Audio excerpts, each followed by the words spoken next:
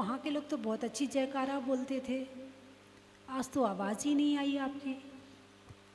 बोलिए सोनागिर के चंद्रपुर भगवान की थोड़ी सी आवाज़ आई। बोलिए भूगर्भ से प्रकटित अतिशयकारी जहाज मंदिर में विराजमान श्री मुनि सुब्रत नाथ भगवान की थोड़ी सी आवाज़ बढ़ाओ। बोलिए चिंतामणि श्री पार्श्वनाथ भगवान की, विश्ववंदी श्री महावीर भगवान की, जिनवाणी माता की, परम पूजाचा गुरुदेव श्री सन्मति सागर जी महाराज की, परम पूजाचा गुरुदेव श्री ज्ञान सागर जी महाराज की, परम पूजाचा श्री गे सागर जी महाराज की।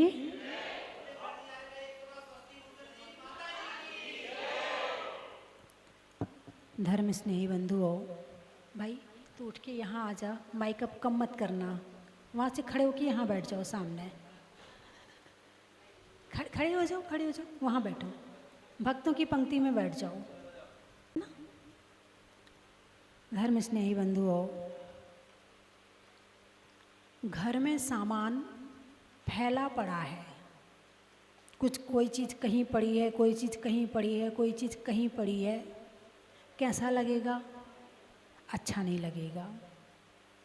बच्चे पेंटिंग करते हैं और उनका रंग बिखर जाए तो कैसा लगेगा? अच्छा नहीं लगेगा। दिन भर दुकान चलाते हैं, दुकान चलाने में दुकान फैल जाती है, फिर कैसा लगता है? अच्छा नहीं लगता। पहले समेटो, उसके बाद कोई और काम करना, है ना? अच्छा नहीं लगता। ऐसे ही शब्द हैं, बिखरे हुए हैं। घर का कौन सा सामान कहाँ रखना है इस बात का ज्ञान तो है, लेकिन कौन सा शब्द कहाँ किसको बोलना है इस बात का ज्ञान नहीं है। घर सजाना तो आता है मगर शब्दों को सजाना नहीं आता है। शरीर का श्रृंगार करना तो आता है मगर शब्दों का श्रृंगार करना नहीं आता है। तो शब्द भी पुद्गल है। जो सारी चीज़ें बाहर वाली वस्तुओं के साथ होती है वो सारी चीज़ें वचन के साथ में भी होनी चाहिए। आपने बचपन में 9 रस पढ़े होंगे। 9 रस नाम याद है? हास्य रस, करुण रस, श्रृंगार रस, प्रेम रस, भय को क्या भी, हाँ भय को भी रस में लिया है। भय को भी, यानी जिसके माध्यम से मन में कोई विचार उत्पन्न हो बाहर के संसार के, उसको रस कहा है। जिसके माध्यम से परिवर्तन एकदम से मन ऐसा हो जाए कि हाँ उसके जैसे हो जाए, जैसा वो चाह रहा है, उसका नाम है रस। और रस का दूसरा नाम क्या है? स्वाद। स्वाद कहते हो ना, अरे बड़ा रस है इसमें, तो खूब रस है। बोले गन्ने में तो खूब रस है, बहुत मीठा है, बहुत मीठा रस है। कड़वा भी रस होता है कि नहीं होता है? अरे बोलिए ना, कड़वा रस होता है या नहीं? पहले तो ये बताओ। होता है। तीखा रस होता है कि नहीं होता है? होता है। नमक रस होता है कि नहीं होता है? खारा रस होता कि नहीं होता? होता है। रस 5 हैं, वो सारे रस शब्दों में है। अरे उसकी बड़ी मीठी वाणी है, बहुत मीठा बोलता है, ऐसा लगता है सुनते रहो। कहते हो कि नहीं कहते? कभी कभी कहते हो अरे उसके मुंह से तो फूल झरते हैं, फूल। अरे उसके मुंह से तो मोती जैसे शब्द झरते हैं। यानी जो चीज़ें बाहर की हैं वही चीज़ें वाणी में हैं। तो रस और रसों पर जो कवि होते हैं वो कविता बनाते हैं। श्रृंगार रस की कविता, उसमें श्रृंगार का वर्णन आएगा। एक एक श्रृंगार का ऐसा ऐसा वर्णन कि सामने वाले को लगता है कि जो ये वर्णन कर रहा है उसके सामने चित्र उभर कर आ रही है। उपन्यास पहले चलते थे, अब तो लोग कम पढ़ते हैं।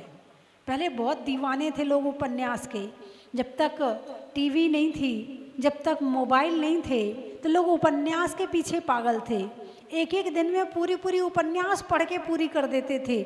उसमें ऐसा कौन सा रस आता था कि जिससे लोग उपन्यास पढ़ते थे। उपन्यास की शैली ऐसी होती थी कि जैसे आदमी सामने खड़ा है, बिल्कुल सामने बोल रहा है, सामने रो रहा है, सामने हंस रहा है, और उसको पढ़ते पढ़ते भाव से इतना जुड़ जाता था कि 10 काम छोड़ के पहले उपन्यास पूरी करता था। आप लोगों ने पढ़ी नहीं पढ़ी? अरे अम्मा जी ने भी पढ़ी है, क्या बात है भाई।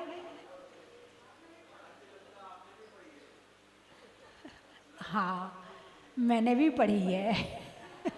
बिल्कुल सही पकड़ा आपने, है ना। हाँ, क्योंकि उसमें एक आकर्षण है, एक अट्रैक्शन है, और एक बार यदि हाथ में आ जाए तो लगता है पूरी कर लो, उसके पहले छोड़ने का मन नहीं करते। जैसे अब रसगुल्ला खा रहे हो, अब रसगुल्ला 4 रसगुल्ला है और आपकी कैपेसिटी 5 रसगुल्ला खाने की है और आपने 4 खा लिए, तो मन करेगा एक और मिल जाए, इच्छा हो रही है एक और मिल जाए। जब तक एक और नहीं मिलेगा तब तक आपका मन तृप्त नहीं होगा। किससे? रसगुल्ला से। ये जीभ का स्वाद है, जब पढ़ते हैं तो दिमाग में स्वाद आता है। तो ये स्वाद, ये रस, जो 9 रस बताए हैं जो हिंदी की साहित्य है उसमें, लेकिन जैन धर्म में भी 9 कषाय बताई है। क्या बताई है? 9 कषाय। हास्य, रति, अरति, शोक, भय, जुगुप्सा, स्त्रीवेद, पुरुषवेद और नपुंसक वेद। ये 9 कषाय है। अब इस यहाँ 9 का मतलब गिनती का 9 भी है और 9 का मतलब किंचित भी है, यानी हंसना। आप हंसने को कषाय मानते हो क्या? कषाय किसे कहते हैं? जो आत्मा को कसे, कष्ट दे, उसे कषाय कहते हैं। तो हंसने में आत्मा को कष्ट हो रहा है क्या? अरे बोलिए ना, हैं? नहीं हो रहा है। आत्मा की शुद्ध अवस्था देखी आपने? यदि आत्मा की शुद्ध अवस्था या ध्यान किया हो तो गहराई से ध्यान में कभी आपने ध्यान किया है? यदि जिसने गहराई से ध्यान किया है उसे हंसने में भी कष्ट होगा, लेकिन जिसने ध्यान नहीं किया है, जिसने ध्यान का स्वाद नहीं लिया है, उसे हंसने में अच्छा फील होगा, क्योंकि वो जानते ही नहीं है कि आत्मा का वास्तविक स्वरूप है कैसा। तो हंसना कषाय है। हंसने से आत्मा को कष्ट होता है। आपको लग रहा है कि मजा आ रहा है, क्यों? क्योंकि आपने वो चीज नहीं देखी है जिसमें वास्तव में सुख मिलता है, इसलिए आपको हंसने में सुख मिल रहा है। और फिर लाफ्टर चैनल देखते हो, देखते नहीं देखते, है ना। हास्य, रति, कषाय है। स्वाद आता कि नहीं आता? प्रेम में स्वाद है कि नहीं है? आपके घर में पोता है, छोटा सा पोता है, खिलाने में रस आता है नहीं आता? अरे बोलिए ना, हैं? जिस समय खिलाते हो उस समय कुछ और याद रहता है, दुकान मकान कुछ और याद ना, ऐसे डूब जाते हैं कि पोता और मैं, तीसरा कोई नहीं। ऐसे कभी भगवान के दर्शन के साथ में हुआ है कि भगवान का दर्शन और मैं, तीसरा कोई नहीं? ऐसा कभी भगवान के दर्शन में हुआ है? नहीं हुआ है। तो बाहर के स्वाद 9 तरह के हैं हंसने का। अब कभी हास्य सम्मेलन होता है, कवि जो होते हास्य कवि भी बहुत सारे होते हैं। तो इंसान जब कवि सम्मेलन करवाता है तो कोशिश करता है कि एक हास्य कवि जरूर आए। वीर रस का तो चाहते हैं जरा जोश की कविताएं सुनाए, जरा देश की कविताएं सुनाए, लेकिन हास्य रस का जरूर चाहते। भाई कम से कम घर में नहीं हंस पाते हैं तो कवि सम्मेलन में आके तो हंसी ले। यानी अभी ये ऊपर की अवस्था, हंसना, रोना, गाना, प्रेम करना, भयभीत होना, स्त्रीवेद, पुरुषवेद, नपुंसक वेद, ये ऊपर की अवस्था है। ये आत्मा के ध्यान में ये सारी चीज़ें नहीं होती हैं, ये उससे ऊपर की अवस्था है, इसीलिए इसे कषाय कहा है। और वैसे भी हंसी कई तरह की होती है, मैंने पहले भी बताया है। एक रावण की हंसी, एक राम की हंसी, दोनों की हंसी में क्या अंतर है? और एक होता है मुस्कुराना। रावण की हंसी, राम की हंसी और मुस्कुराहट, तीन चीज होती है। तीनों में आदमी प्रसन्न होता है, खुश होता है ना। तो रावण की हंसी अट्टहास, उसको जो नाम दिया है अट्टहास, उसके कितने वो होते हैं, हा हा हा हा हा, 8 तो होते ही होंगे, अधिक से अधिक 8 होते हैं, इसलिए इसको अट्टहास, 8 हास यानी हंसी, 8 हास। तो ये रावण की हंसी, ये कषाय के अंतर्गत है। राम की हंसी, धीरे से मुंह खोल दिया, जरा सा हंस लिया, ठीक है, ये कम है। और भगवान के चेहरे पर आप क्या देखते हो? भगवान के दर्शन किए आपने तो भगवान कैसे हैं? हंसते हुए हैं। कैसे हैं भगवान? भगवान की मुद्रा कौन सी है? दुखी मुद्रा है, भयभीत मुद्रा है, वेद की मुद्रा है, प्रेम की मुद्रा है, कौन सी मुद्रा है? मुस्कुराहट, प्रसन्न मुद्रा। कौन सी मुद्रा? प्रसन्न मुद्रा। तो भगवान तो आत्मा के ध्यान में लीन है, फिर चेहरे पर प्रसन्नता कहाँ से आई? आत्मा के ध्यान में इतना आनंद आ रहा है कि चेहरे पर मुस्कुराहट अपने आप आ गई। उसमें ना तो दांत दिख रहे हैं, ना अट्टहास हो रहा है, बस एक प्रसन्नता है। इसको कषाय के अंतर्गत नहीं लिया गया है।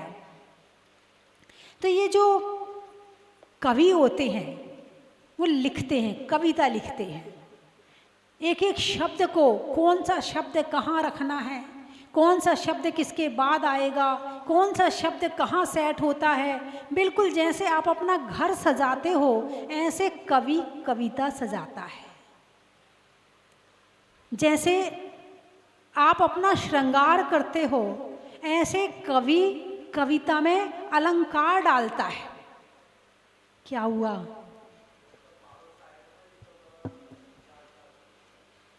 बैठ जाओ, 15 मिनट सुन लो।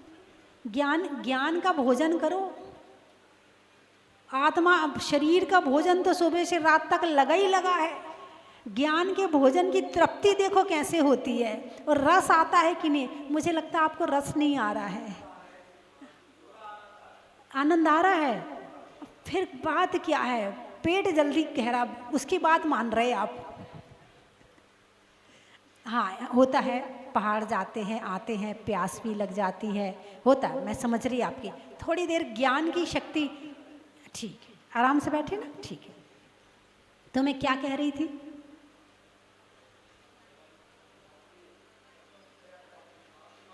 कवि कविता को शब्दों से सजाता है। अभी आप लोग विधान कर रहे हैं, कैसा लग रहा है? रस आ रहा कि नहीं आ रहा? आ रहा है ना? हैं? हे आत्मा तू आजा आजा अपने गांव में, भक्ति करें चंदा प्रभु की चरण छाँव में। हे आत्मा तू आजा आजा अपने गांव में। और जब ये शब्द बोलते हैं कि हे आत्मा तू आजा आजा अपने गांव में, ऐसी फीलिंग आती है कि कब ये आत्मा अपने गांव में आएगी। बोलिए, ऐसा लगता कि नहीं लगता है? स्वाद आ रहा कि नहीं आ रहा? ये भक्ति का स्वाद है। ये किसका स्वाद है? भक्ति का स्वाद है। जब स्वाध्याय करते हैं 2 घंटा कहाँ निकल जाता है पता नहीं चलता, ये ज्ञान का स्वाद है। तो आपने अभी तक कौन से स्वाद ज़्यादा लिए हैं? 9 कषाय वाले स्वाद ज़्यादा लिए हैं, या शब्दों में प्रवचन के, स्वाध्याय के, भक्ति का स्वाद ज़्यादा लिया है? आप तीर्थ वंदना करके आए हैं, कौन सा स्वाद आया आपको जो आप इतने पहाड़ पर चढ़े, गर्मी है, इतनी वंदना करी, अभिषेक किया, ऐसा क्या मिला आपको? अरे बोलिए ना, भक्ति का स्वाद। कौन सा स्वाद? भक्ति का स्वाद। जब भक्ति है तो भी रस आता है, जब स्वाध्याय है तो भी रस आता है। यदि बाहर के रस में ज़्यादा रुचि है तो इसमें रस कम आएगा, यदि इसमें ज़्यादा रुचि है तो बाहर में रस कम आएगा। यदि इसमें बढ़ रहा है तो यहाँ से घट रहा है, और यहाँ बढ़ रहा है तो यहाँ से घट रहा है, क्योंकि मन तो एक ही है ना, एक चीज़ का ही स्वाद लेगा, चाहे तो बाहर का ले ले और चाहे तो अंदर का ले ले, दोनों में से एक ही स्वाद ले पाए। लेने वाला तो आत्मा ही है, भक्ति का स्वाद लेता वो भी आत्मा है, और रसगुल्ले का स्वाद लेता है वो भी आत्मा है। अभी इस आत्मा को बाहर से रुचि हटाकर अंदर में करनी है तो प्रयास और पुरुषार्थ करना पड़ेगा, अभ्यास करना पड़ेगा। क्या करना पड़ेगा? अभ्यास, है ना। अभ्यास कैसा होता है? अभ्यास से बड़े बड़े काम संभव हो जाते हैं। आप देखो, सुकुमाल मुनिराज, नाम सुना? सुकौशल और सुकुमाल का नाम सुना है ना। सुकुमाल मुनिराज ध्यान में लीन है और उन्हें सियालनी अपने बच्चों सहित खा रही है और उनका ध्यान नहीं टूटा, उनको पता ही नहीं चला। ये कैसे संभव हुआ? अभ्यास से। किससे? अभ्यास से। यहाँ तो माला फेर रहे हों और एक मच्छर आके बैठ जाए तो किसको याद करोगे? भगवान को या मच्छर को? याद किसको करने के लिए बैठे हो? भगवान को। और मच्छर आ गया तो मंदिर में आप बैठे हो, माला फेर रहे हो, और माला फेरते किसकी बहू आ रही है, किसकी बहू जा रही है, कौन से कपड़े पहनी है, कितने जेवर पहनी है कैसी चल रही है, उसके साथ साथ कौन आया है, उसने दर्शन कैसे किए, सब पूछ लो। माला फेर रहे थे या उसकी बहू को देख रहे थे? अरे बोलिए ना। माला फेर रहे थे। लग रहा था कि माला फेर रहे थे, तुम माला नहीं फेर रहे थे, तुम तो दुनिया को देख रहे थे। जब माला में स्वाद आएगा तो बाहर वाला नजर नहीं आएगा, और जब बाहर स्वाद आ रहा है तो माला में रस नहीं आ रहा है। माला में रस लेना सीखो। हर चीज में रस है, लेना आना चाहिए। हर चीज में स्वाद है, हर चीज में रस है, लेकिन स्वाद लेना नहीं आता है, इसीलिए फिर हम बाहर भागते हैं। फिर मालूम है आपको, स्वाद लेने का ज्ञान नहीं होने के कारण से जो बाहर के एडवर्टाइजमेंट हैं ये आपको स्वाद देते हैं, दिखाते हैं, देखो इसमें इतना स्वाद है, देखो इसमें इतना स्वाद है, इस शराब में इतना स्वाद है, इस सिगरेट में इतना है, इस चीज़ को खाने में इतना है, वो बताते हैं और तुम शुरू कर देते हो, उनकी दुकान चल जाती है। जिसको अपने घर का ज्ञान नहीं है तो जो जहां बुलाएगा वो वहीं चला जाएगा। बात समझ में आई कि नहीं आई? जिसको अपने घर का ज्ञान नहीं है तो वो दिन भर पराए घर में घूमता रहेगा और दूसरों का ही काम करता रहेगा, और जिसे अपने घर का ज्ञान है वो किसी की बातों में आने वाला नहीं है। इसलिए अपने घर का ज्ञान होना बहुत जरूरी है। अपना घर कौन सा है? सूर्यनगर में, दिल्ली में? कहाँ है भाई तुम्हारा घर? ग्वालियर में? भाई साहब आप बताइए, आपका घर कहाँ है? आपका घर कहाँ है? अरे बोलिए ना, आप कंफ्यूज मत हो। शरीर हमारा घर है, ठीक है, फाइनल?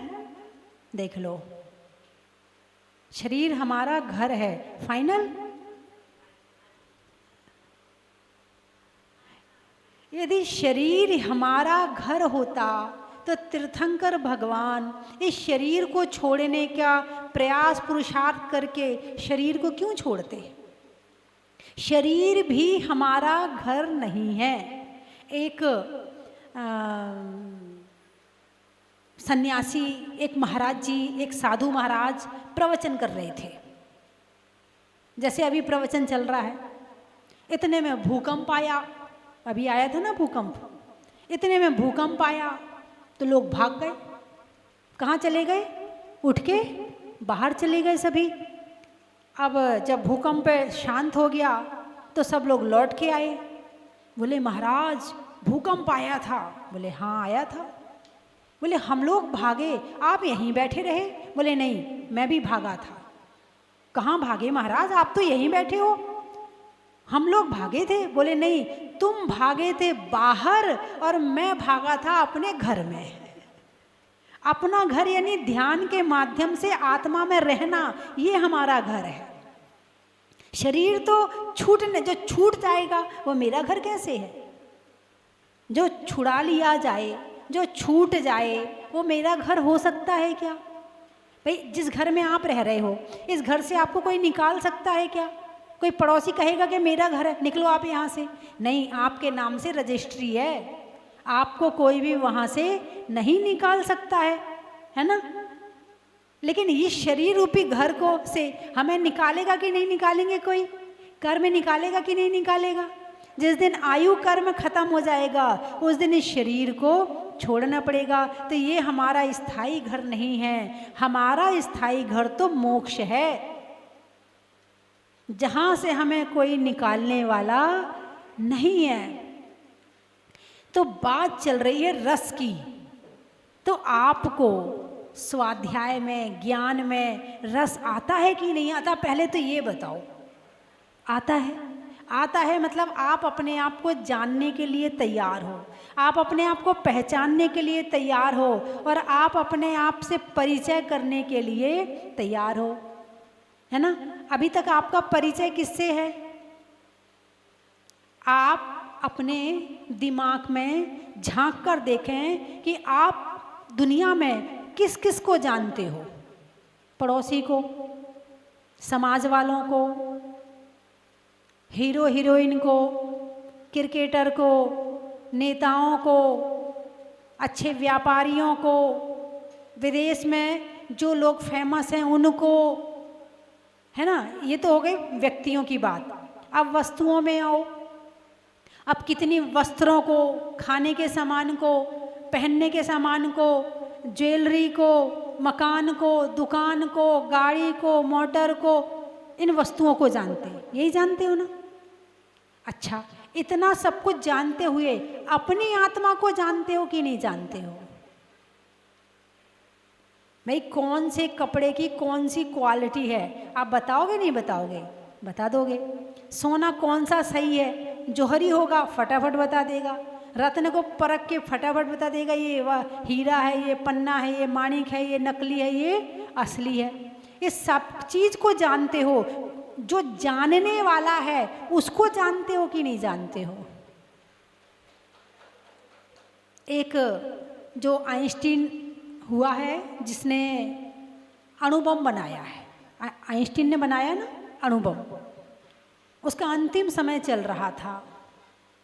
तो उससे पूछा, बोले आप अगले जन्म में और क्या बनना चाहोगे और क्या खोज करना चाहोगे? बोले अगले जन्म में मैं जैन बनना चाहूँगा, और इसके साथ में जो ये खोज करने वाला है मैं उसकी खोज करना चाहता हूँ। जो खोज करने वाला है मैं उसकी खोज करना चाहता हूँ। किसने कहा था? आइंस्टीन ने। बहुत बड़ा वैज्ञानिक हुआ है, बड़ी बड़ी चीज़ें खोजी उसने। खोजी दिमाग बाहर खोज रहा है, लेकिन खोजी दिमाग अंदर खोज ले तो आत्मा मिल जाए। मिली मिलाई है, लाना थोड़ी है, कहीं से पकड़ना थोड़ी है, खरीदना थोड़ी है, उसको कहीं से प्रकट थोड़ी करना। हम ही आत्मा है, हर जगह उपलब्ध है, हम ही तो हैं सब कुछ। रस लेने वाला कौन है? हम हैं। देखने वाला कौन है? हम हैं। सुनने वाला कौन है? हम हैं। हम ही तो हैं जो कुछ हैं, और हम हमको ही नहीं जानते हैं, हम दूसरों को जानते हैं। तो बात चल रही है रस की, वचन की। मन शुद्धि की बात परसों हुई थी, आज वचन शुद्धि की बात करेंगे कि वचन शुद्धि कैसे होती है। जब बाहर के संसार के रसों से सहित जो वचन होते हैं उन वचनों को अशुद्ध वचन कहा है, और जो वचन हमारे हितकर हों, दूसरों के आत्मा के हितकर हों, हित मित और प्रिय हों, उन्हें कहते हैं शुद्ध वचन। आहार में मन शुद्धि, वचन शुद्धि और काया शुद्धि बोलते हो ना, हैं? मन शुद्धि, कषायों से रहित भाव मन शुद्धि, वचन शुद्धि, कषायों से रहित वचन वचन शुद्धि, और कषायों से रहित काया काय शुद्धि, और काय शुद्धि में स्नान भी आ जाएगा, वस्त्र शुद्धि भी आ जाएगी, है ना। तो वचन शुद्धि कब होगी? जब इन वचनों से ईर्ष्या के वचन ना निकले, इन वचनों से क्रोध के वचन ना निकले, जब इन वचनों से मान कषाय के वचन ना निकले, किसी के अपमान के वचन ना निकले, किसी को छोटा बनाने के वचन ना निकले, हिंसा के वचन ना निकले, झूठ चोरी कुशील परिग्रह के वचन ना निकले, इसको कहते हैं वचन शुद्धि। क्या कहते हैं इसको? वचन शुद्धि। वचन शुद्धि है? अरे बोलिए ना, हैं? इसी वचन शुद्धि को करने के लिए सबसे पहले मौन साधना करी जाती है, और जो मौन साधना कर लेता है तो उसे एक एक चीज स्पष्ट दिखने लगती है। जब बोलते हैं मौन नहीं होता है तो सामने वाले की बात पूरी भी नहीं हो पाती है कि हमारी शुरू हो जाती है। बाई चांस चुप रहना भी पड़े तो दिमाग में तो शुरू हो जाता है कि ये पूरा कर ले अपनी बात को, फिर मुझे अपनी ये बात बोलनी है ना, है ना। एक्शन और रिएक्शन। जब हमें बोलना नहीं है तो सारा ध्यान बाहर रहेगा, बोलने पे नहीं रहेगा। तो फिर जब एक्शन के बाद हम रिएक्शन नहीं देते हैं तो हमारे ज्ञान जागृत होता है, हमारा तीसरा नेत्र खुलता है। तीसरा नेत्र यानी ज्ञान।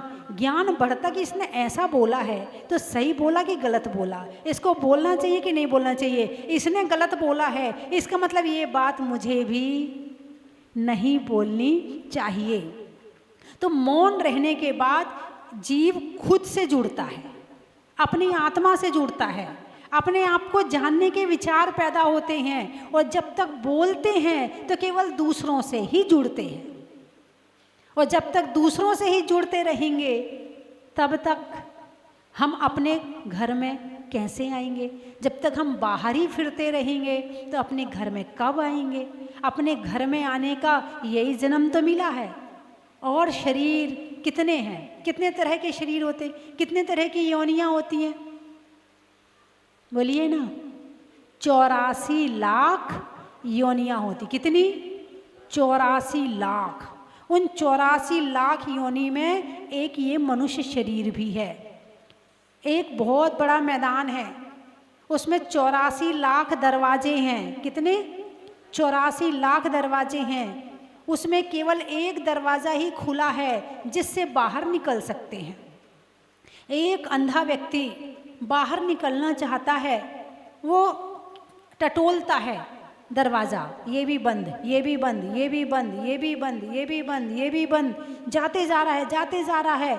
और उसके बाद में जैसे ही वो खुला वाला दरवाज़ा आता है उसको खुजली चलने लगती है, तो वो वहाँ जो टटोल रहा था उसको छोड़ करके खुजाने लगता है और आगे बढ़ जाता है, निकल जाता है। ऐसे ही ये मनुष्य शरीर, इस शरीर से छूटने का, निकलने का, कर्मों को नाश करने का दरवाज़ा है। लेकिन जैसे इस मनुष्य शरीर में आते हैं तो भोगों की खुजली चलने लगती है, विषय कषायों की इच्छा पैदा होने लगती है, और ये मनुष्य शरीर भी निकल जाता है और वापस फिर 84 लाख योनियों में भ्रमण करने के लिए चले जाते हैं। बोलिए हाँ या ना। ये सब जानते हैं कि जब आए थे तो कुछ लेकर नहीं आए थे। लाए थे क्या कुछ? हैं? सोने की अंगूठी, गले की चैन, कुछ लाए थे क्या? नहीं। और जब जाएंगे, अरे बोलिए ना, नहीं जाएंगे। और जिंदगी भर क्या करते हो? एक चीटी होती है, चीटी जो वो आड़त की दुकान में रहती, अनाज की दुकान में, है ना। चीटी का पेट कितना बड़ा है? बिल्कुल चावल का एक कण है उतने में भर जाए, इतना बड़ा पेट है। लेकिन चीटी के बिल को खोद कर देखो तो कई किलो अनाज निकलता है। वो सारी जिंदगी क्या करती है केवल अनाज यहाँ से उठाया वहाँ रखा, यहाँ से उठाया वहाँ रखा, यहाँ से उठाया वहाँ रखा, और एक दिन, और मनुष्य क्या कर रहा है? लेकिन उसके पास तो दान करने की परंपरा नहीं है। कम से कम मनुष्य के पास में इतना तो है कि जो कमाया है, मेहनत करी है, उसे अच्छी जगह लगा देता है। इस सोनागिर सिद्ध क्षेत्र इतने मंदिर बने हैं, किसने बनाए? जिसने दान किया होगा उसी ने तो बनाए, नहीं तो बनने वाले नहीं थे। तो बंधुओं, जब आत्मा के ज्ञान में, आत्मा के स्वभाव में, आत्मा को जानने में रस आने लगे, समझना आपकी गाड़ी सही लाइन पे चलनी शुरू हो गई है। चलिए, मैं 3 चीज़ें बोलूँगी, आप भाई साहब उस पर बैठ जाओ, बैठ जाओ, बैठ जाओ। वर्तमान समय में घुटनों की प्रॉब्लम हो रही है, पैर सो जाते हैं। अच्छा, मैं 3 चीज़ें बोलूँगी, आपको कहना है बड़ा ही महत्व है। क्या बोलना है आपको? बड़ा ही महत्व है। नमोकार में उपाध्याय का, बच्चों में बाय बाय का, और नहीं करने में कषाय का, नदी में नाव का, मनुष्यों के स्वभाव का, और अपनी आत्मा के गांव का,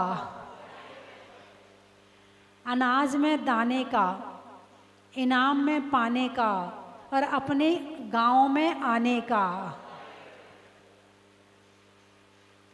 फलों में फूट का, नारियल में जूट का, और सोनागिर में बनने वाले सहस्त्र कूट का, पर्वत पर झरने का, त्याग को वरने का, और सहस्त्रकूट में एक एक प्रतिमा विराजमान करने का, खेत में धान का, शादी में पान का, और होने वाले विधान का, पानी में मगर का, चलने में डगर का, और आने वालों में दिल्ली सूर्य नगर का। नहीं, गाजियाबाद में है भाई, एक रोड ही तो है। हाँ, कमाते दिल्ली में हैं और खाते यूपी में हैं, ऐसा ही है ना? अरे बोलिए ना, कमाते दिल्ली में हैं और खाते, उल्टा भी है। अच्छा, कमाते यूपी में और खाते, ऐसा कम है। अच्छा, आजकल हो गया है, मतलब पड़ोसी का असर आ गया है। तिरंचों में बिल्ली का, डंडा में गिल्ली का, और आने वालों में दिल्ली का। और कहाँ से आए? अच्छा, तो प्योर दिल्ली वाले बैठे हैं। बैठे तो बहुत सारे हैं, लेकिन कुछ सोनागिर वाले हैं, कुछ ग्वालियर वाले हैं अलीगढ़, वृक्षों में बड़ का, बड़ की जड़ का, और आने वालों में अलीगढ़ का। बड़ा ही महत्व। बोलिए 24 भगवान की।